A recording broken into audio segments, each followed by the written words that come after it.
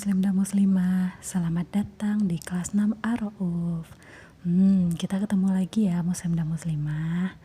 Muslim dan muslimah, semangat belajar ya untuk hari ini. Semoga Allah Ar-Rasyid memberikan muslim muslimah kepandaian. Amin. Nah, sebelum belajar, mari kita sama-sama berdoa. Doa sebelum belajar dengan mengucapkan basmalah. Bismillahirrahmanirrahim. Rabbi zidni ilma warzuqni fahma. Amin. Pada pembelajaran kali ini kita belajar tema 1, selamatkan makhluk hidup, dan subtema 1, tumbuhan sahabatku. Gambar apakah yang dapat muslim-muslimah lihat? Ya, gambar jagung. Alhamdulillah, Allah Al-Kabir mengenalkan kita kepada makhluk ciptaan Allah. Salah satunya jagung. Jagung merupakan salah satu tanaman yang dijadikan bahan makanan pokok di berbagai negara. Salah satunya negara Indonesia. Penduduk Pulau Madura menjadikan jagung sebagai makanan pokoknya. Jagung merupakan salah satu tanaman penghasil karbohidrat yang sangat diperlukan oleh tubuh.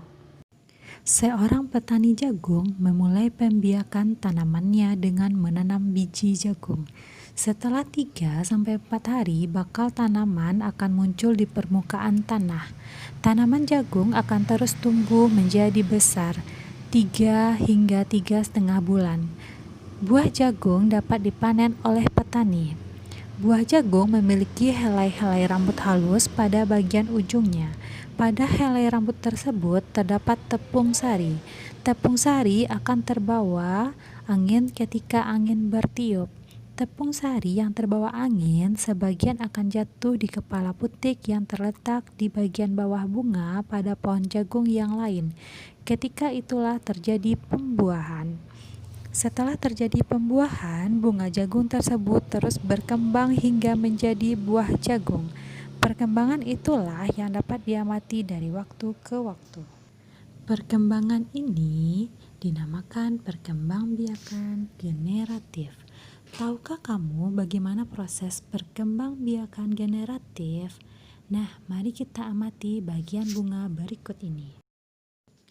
Perkembangbiakan generatif atau secara kawin terjadi melalui proses penyerbukan dan pembuahan. Perkembangbiakan generatif pada tumbuhan diawali dengan penyerbukan, yaitu melekatnya atau jatuhnya serbuk sari ke kepala putik.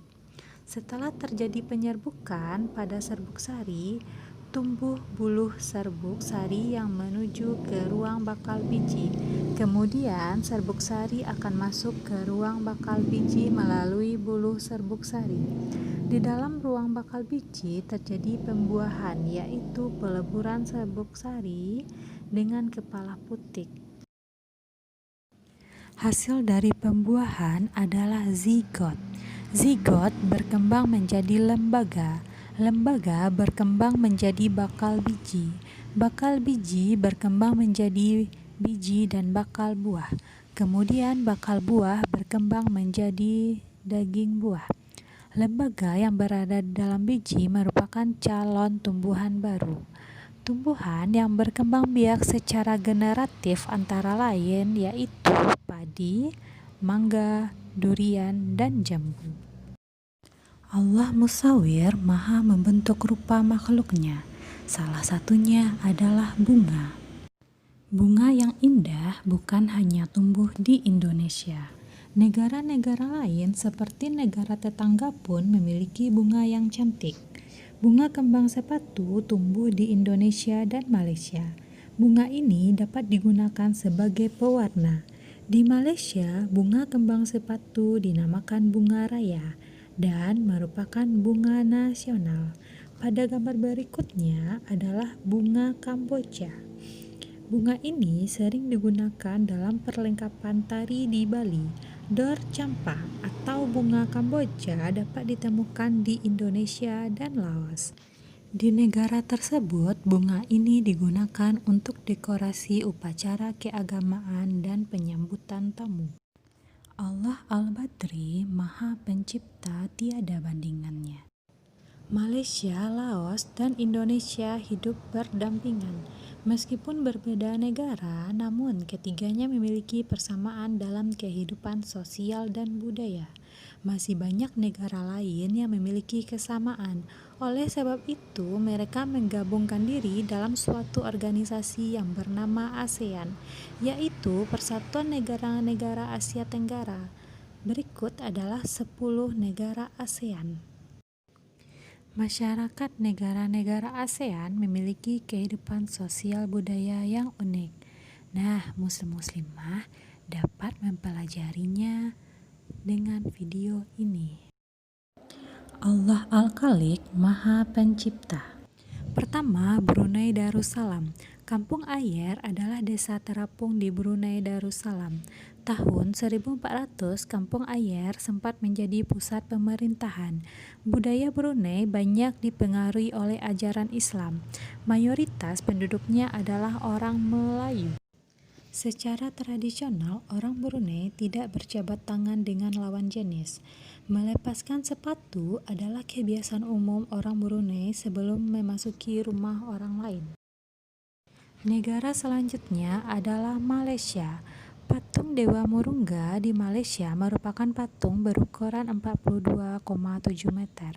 Patung ini terletak di Batu Chaves, gua yang merupakan salah satu kuil Hindu di luar India yang paling populer yang didedikasikan untuk Dewa Murungga. Malaysia memiliki kota yang bernama Georgetown, yaitu kota yang terdaftar dalam UNESCO. Kota ini terletak di Pulau Penang. Banyak gedung peninggalan masa Eropa dan bangunan bernuansa Melayu Cina. 3 kaum utama di Malaysia adalah Melayu, Cina, dan India. Musik tradisionalnya banyak dipengaruhi oleh budaya Cina, Islam, India, dan Indonesia. Makanan khasnya adalah nasi lemak. Filipina. Budaya Filipina merupakan hasil perpaduan antara budaya Barat dan Timur.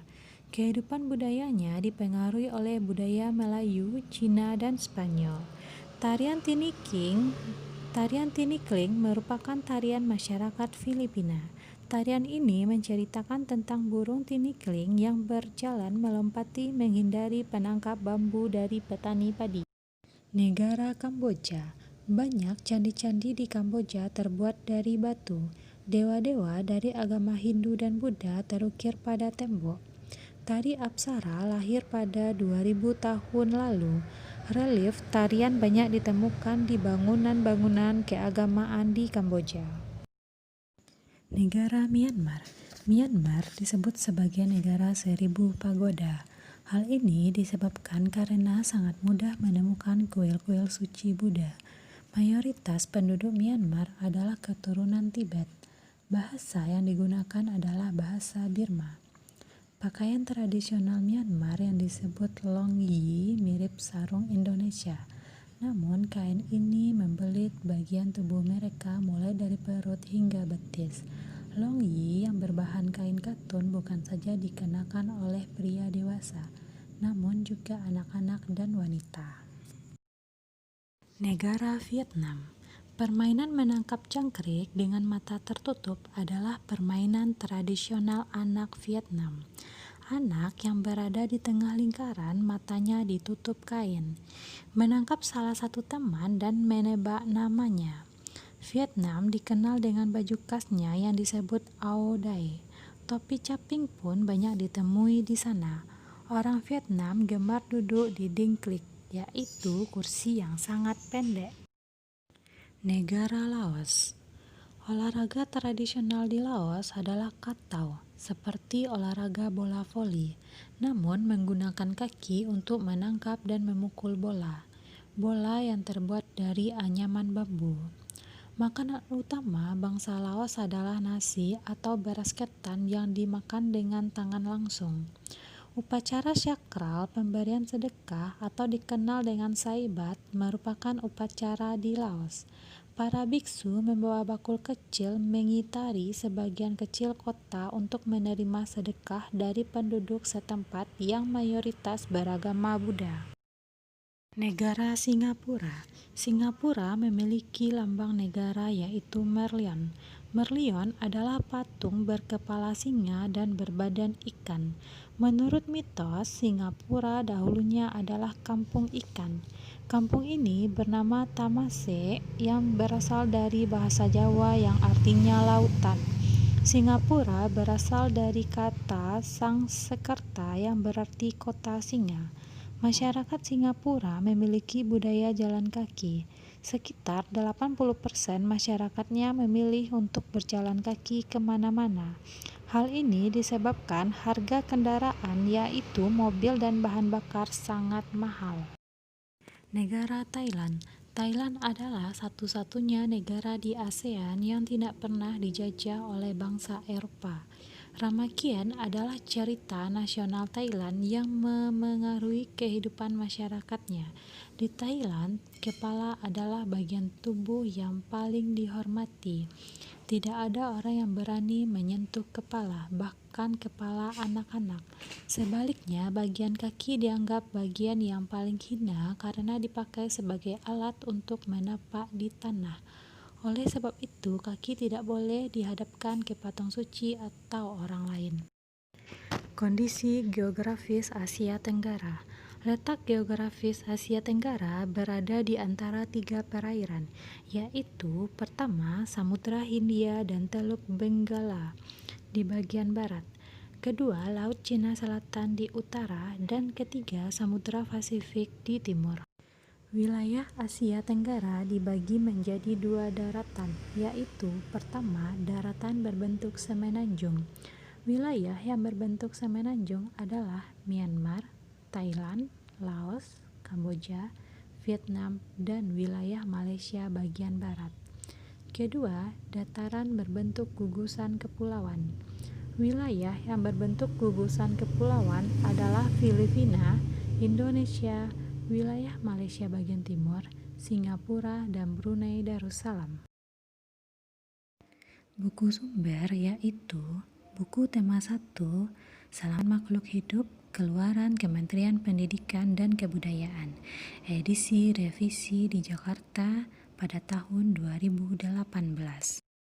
Dari pembelajaran hari ini, apakah dari muslim-muslimah ada pertanyaan? Nah, sampai disinilah pembelajaran pertama kita. Terima kasih kepada muslim-muslimah yang telah menyaksikan video ini. Semangat ya.